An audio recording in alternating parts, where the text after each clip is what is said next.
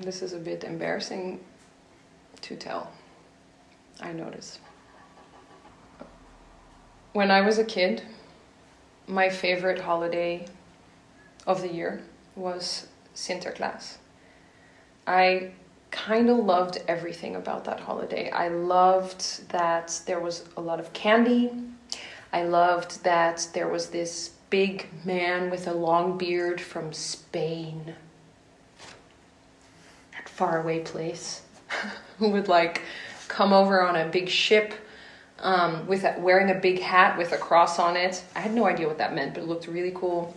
And he had gifts, and then he would arrive and there would be this big march. And then what was also really awesome was that he had several helpers, and they were called Zwarte Pieten.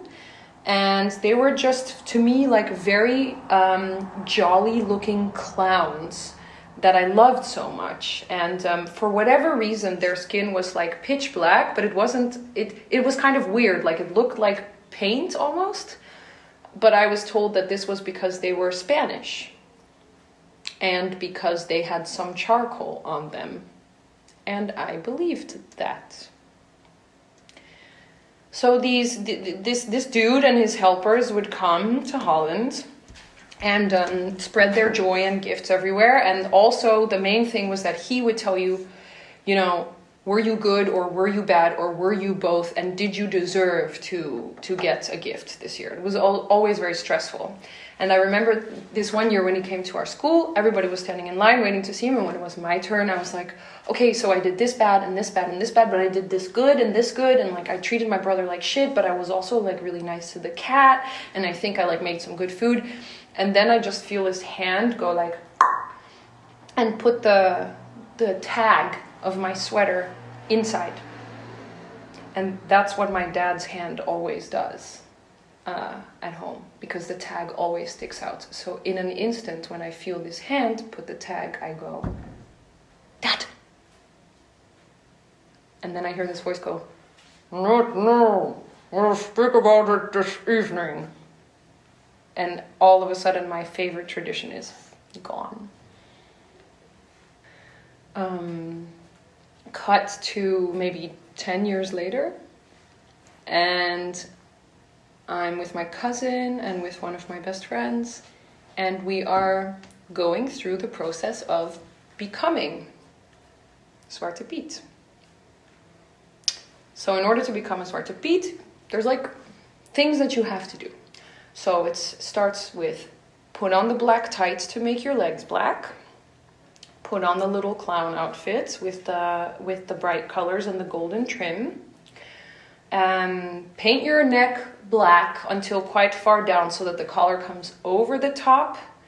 Apply black face paint all over your face, but not just in your face, but inside your ears. So you take a cotton bud and you like swab it in there, like right into the ear hole, so that they like cannot detect white skin when they look into your ear hole. Yeah. You take the wig with the curly black hairs and you like put it over your head and you pin it in place so that your blonde hairs don't show. Then you put a hat sideways with a feather. You put the golden hoop earrings that you bought from that one shop where they have really big golden hoop earrings, as big as possible. But the thing that has really to be as big as possible, the like crème de la crème of this whole routine, is that you leave this bit white still. Then you take a red lip liner, you paint a mouth kind of like twice as big, and then you take a red lipstick and you fill in the lines until you have a red mouth that is twice the size of your own mouth. And then you fill the rest in with black, and then you should be ready to go. Only one thing is that you still speak like a white Dutch person. So now you have to learn to speak like Zwarte Piet. So you have to lower your voice and you have to push your mouth out like that. And then you go to children's houses and you play this character and you throw candy at them and tell them if they've been good or bad. I did that in the Dutch embassy in the United States of America in Washington, D.C.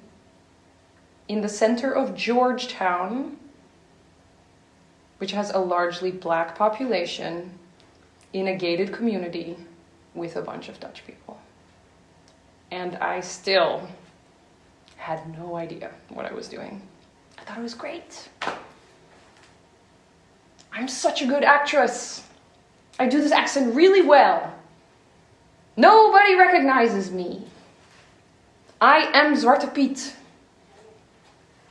No idea. Until several years later, I'm studying in Amsterdam at a master's, just to give you a sense of how old I am by this point. And one of my co-students, Tando, during the lunch break, is standing around talking to some people, and I kind of walk in and I hear her saying,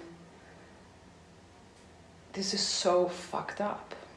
I can't even believe what I've landed in here. Like, what the fuck did I just see outside?" And she describes walking in the streets of Amsterdam as a black woman, seeing a bunch of white people painted black, running around, throwing candy, acting goofy. And she was horrified and super insulted and also sad. And it's like, I mean, in the way that I believed that a horse fits down a chimney, in the same way I somehow believed until I was doing a master's study. And I'm somebody who grew up in like various countries with all kinds of cultures around me. Until I started my master's study, I didn't understand that what I was doing was racist. I actually thought that I was painting myself black and creating a mystical creature. This is how strong the indoctrination of tradition can be.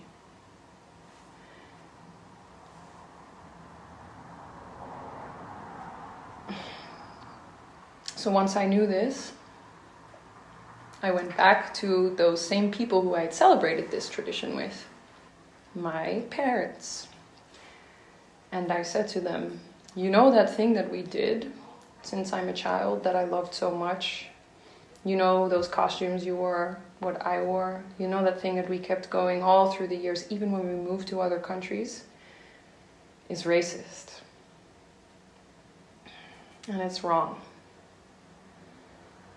And they were like, no, it's not. And that was that. And I didn't think it was ever going to change. Their grip on this ritual, until about 2 years later, when I went to visit them, they said, you know that thing about Zwarte Piet? You know that Zwarte Piet is racisme thing? I'm like, yeah, I know that Zwarte Piet is racisme thing. I do. And they said, yeah, it is. It's racisme. So it took them a further 2 years and a lot of news watching to come to the same conclusion. And I am both embarrassed and delighted to tell you that since that day, we never touched a jar of paint again.